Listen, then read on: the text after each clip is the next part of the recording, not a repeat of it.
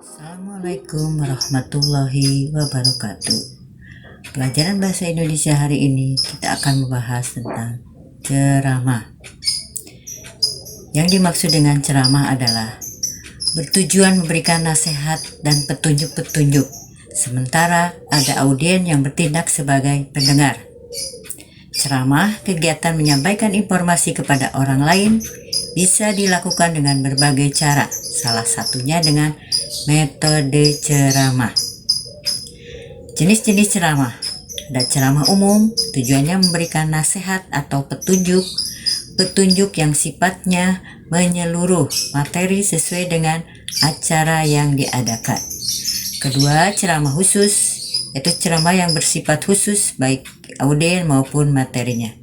Misalnya, ceramah di hadapan orang yang akan melaksanakan umroh, maka yang dibahas adalah tata cara dan cara mengerjakan ibadah umroh, ataupun yang lainnya. Ceramah ini memiliki unsur, ciri-ciri, kaidah, dan juga tujuan. Apa saja ciri-ciri dari ceramah ini? Berikut penjelasan lengkapnya secara detail di bawah ini. Pahami dan simak ada dalam PPT. Silahkan menyimak dan melihat. Menelusuri nilai-nilai dalam ceramah. A. Definisi dan ciri-ciri ceramah. B. Informasi berupa permasalahan aktual dalam ceramah. C. Telaah isi, struktur, dan kebahasaan ceramah. D. Penyusunan teks ceramah. E. Buku pengayaan atau non-fiksi. B. Informasi berupa permasalahan aktual dalam ceramah. Informasi dan permasalahan aktual dalam ceramah. Jenis-jenis informasi, tanggapan terhadap informasi dan permasalahan aktual dalam ceramah. Informasi berupa permasalahan aktual dalam ceramah. Langkah memahami informasi dan permasalahan aktual dalam ceramah. Jenis-jenis informasi dalam ceramah. Ciri-ciri informasi yang baik. Langkah menanggapi teks ceramah. Ciri-ciri informasi yang baik. Informasi yang bersifat aktual. Bahasa yang digunakan dalam penyampaian informasi adalah bahasa yang akurat, tepat, padat, dan singkat. Informasi yang faktual artinya informasi yang disampaikan didukung dengan fakta yang kuat dan pasti kebenarannya. Informasi yang disampaikan memiliki daya tarik atau dalam disebut juga informasi yang menarik. Jenis-jenis informasi dalam teks ceramah. Informasi berdasarkan fungsi dan kegunaan, informasi berdasarkan format penyajian, informasi berdasarkan lokasi peristiwa, informasi berdasarkan bidang kehidupan, informasi berdasarkan kepentingan, dan informasi berdasarkan penyampaian. Kegiatan menyimpulkan isi ceramah diawali dari hasil cetakan pokok isi ceramah dan membuat simpulannya. Aspek-aspek yang perlu diperhatikan dalam menyimpulkan isi ceramah sebagai berikut. A. Simpulan harus memuat seluruh pokok ceramah. Simpulan tidak menyimpang dari isi ceramah. Simpulan bukan komentar, melainkan ringkasan isi ceramah. Penyusunan teks ceramah, topik teks ceramah, tujuan teks ceramah, kerangka teks ceramah, dan pengembangan kerangka teks ceramah. Topik teks ceramah adalah pokok pembicaraan dalam ceramah. Topik yang dapat digunakan dalam penyusunan teks ceramah antara lain: A. Masalah pendidikan, budi pekerti. B. Peristiwa aktual. C. Pengalaman pribadi. D. Isu budaya. E. Permasalahan sosial. Dan F. Permasalahan remaja. C. Telaah isi, struktur, dan kebahasaan teks ceramah. Unsur-unsur ceramah, struktur teks ceramah, kaidah kebahasaan teks ceramah, langkah menyimpulkan isi teks ceramah. Unsur-unsur ceramah. Struktur teks, tujuan langkah. Struktur teks ceramah, pembukaan, isi, penutup. Kaidah kebahasaan teks ceramah, biasanya mengandung kalimat-kalimat yang berisi perintah, ajakan, dan harapan. Biasanya digunakan kata ganti orang pertama, tunggal, dan orang kedua. Menggunakan peristilahan tersebut berhubungan dengan topik yang dibahas. Teks ceramah menerangkan persepsi, afeksi, dan kognisi. Bertingkat adalah kalimat majemuk yang memiliki hubungan klausa atau kalimat yang membentuknya. Langkah menyimpulkan isi ceramah. A. Simpulan harus memuat seluruh pokok ceramah. B. Simpulan tidak menyimpang dari isi ceramah.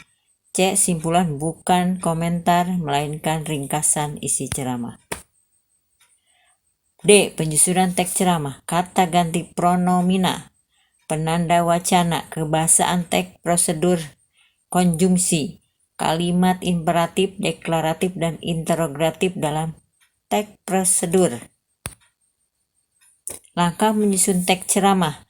Menentukan topik ceramah, menentukan tujuan ceramah, membuat kerangka teks, mengembangkan kerangka teks ceramah. Jenis kalimat imperatif sebagai berikut. 1. Perintah biasa. 2. Permintaan. 3. Mengizinkan. 4. Ajakan. 5. Bersyarat. 6. Sindiran. 7. Larangan. 8. Saran. Jenis kalimat majemuk bertingkat sebagai berikut. 1. Hubungan waktu. 2. Hubungan syarat. 3. Hubungan pengendalian atau pengandaian. 4. Hubungan tujuan. 5. Hubungan konsesif. 6. Hubungan perbandingan. 7. Hubungan sebab. 8. Hubungan akibat. 9. Hubungan cara. 10. Hubungan sangkalan. 11. Hubungan kenyataan. 12. Hubungan penjelasan. 13. Hubungan atributif. 14. Hubungan lebih. 15. Hubungan perkecualian. Dalam ceramah juga dibagi ada kalimat imperatif, kalimat ganti, kata-kata teknis atau peristilahan, kalimat majemuk bertingkat, kata-kata kerja mental. Langkah menyusun kerangka teks ceramah. A. Menentukan tema ceramah berdasarkan topik. B. Menulis pokok-pokok isi ceramah. C. Mengembangkan pokok-pokok isi ceramah menjadi paragraf-paragraf padu. Langkah menyusun teks ceramah yang utuh. A. Mengembangkan kalimat-kalimat gagasan pokok yang telah dicatat menjadi paragraf-paragraf. B. Menyusun paragraf menjadi susunan atau struktur teks ceramah yang berisi pendahuluan, isi, dan penutup. C. Mencermati kembali hasil susunan teks ceramah dan merevisi jika ada kekeliruan baik dalam ejaan, tanda baca, maupun konstruksi kalimat. Aspek-aspek yang perlu diperhatikan dalam menyusun teks ceramah. Mengkaji bahan secara kritis.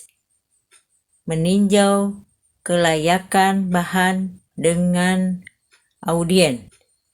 Meninjau bahan agar tidak menimbulkan pro dan kontra. Menyusun sistematika bahan ceramah. Menguasai bahan ceramah berdasarkan jalan pikiran yang logis.